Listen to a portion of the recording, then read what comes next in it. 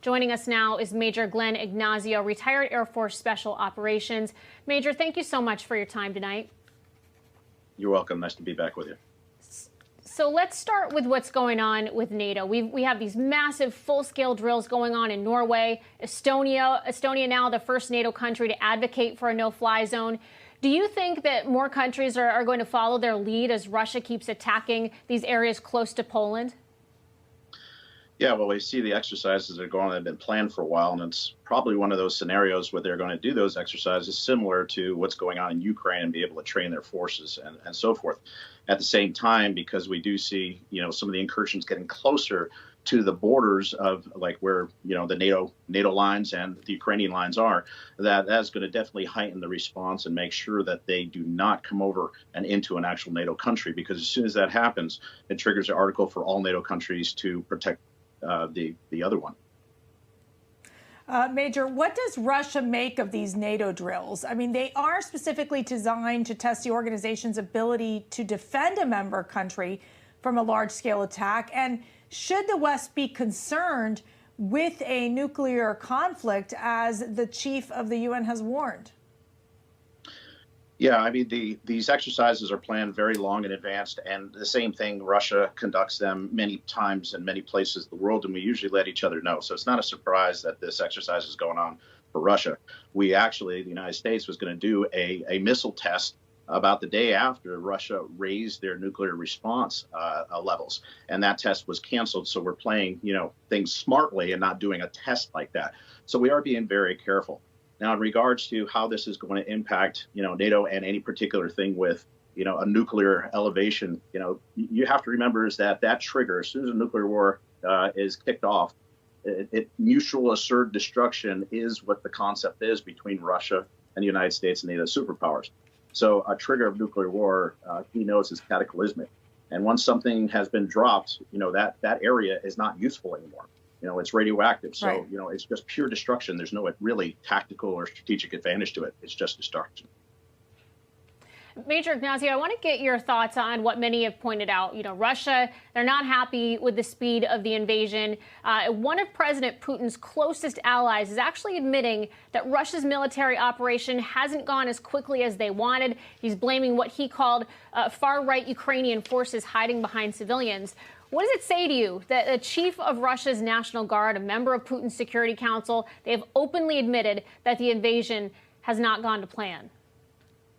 I mean, it is significant. And as soon as I hear that, I also have to balance about information warfare. You want to make yourself look weaker so you're actually stronger. I mean, there's a lot of different places. But when somebody that large, that high of a level is making something, you have to take notice to it. Now, what's interesting is, we're getting into the thaws here in the coming months, and the country's going to be full of mud. And, the doctrine for Russia is to take the countryside. They're not very good about urban combat. That's why you saw in Grozny and in Syria that the buildings are just bombed or the people are starved out. That's their tactic because they're not very well trained with that. So you have to pay attention to that. And we are seeing that there hasn't really been the most progress that we would expect. He has so many people, so many forces, so many aircraft and military arsenal. Why hasn't he actually pulled the trigger on that is one of the questions and the concerns I have of what is he waiting for? What do you think he's waiting for? I mean, if you look at it, we saw some things that have been paused, like some of those convoys and so forth. And most of the fighting that we've seen, there have been some very specialized trained troops. But a lot of them also have been conscripts. And those only are individuals that are in the military for a year. They're literally just a mandatory service. And so they have been folding because their morale and motivation is low. Now, when he's engaged these conscripts and he's got good numbers of them, Ukraine is using a lot of their forces, their supplies, their energy, and their weapons against these smaller, I wouldn't say smaller, but less trained folks. It lends to that their more serious, more experienced troops would then come in later and be able to mop up easier because Ukraine would be, exhausted. It has resolved, though, the Ukrainian people and the Ukrainian military because they have made significant military victories. So they are getting galvanized. But like I said, it's one of those things that I feel that he's just throwing the conscripts out there almost like cannon fodder. It's a very concerning situation, especially as he bombs indiscriminately civilians all over the Ukraine. Major, as I mentioned at the top of the show, the Kremlin says there's no discussions of a Biden-Putin meeting. Do you think that President Biden should be working more actively to meet with Putin?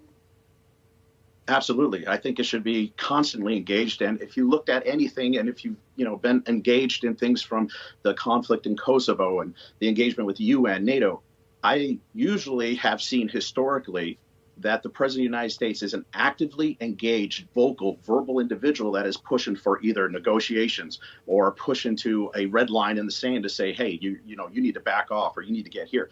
I don't see any of that. And I've been watching this rather closely, and please confirm me if I'm wrong, but I don't see him out there taking this lead step.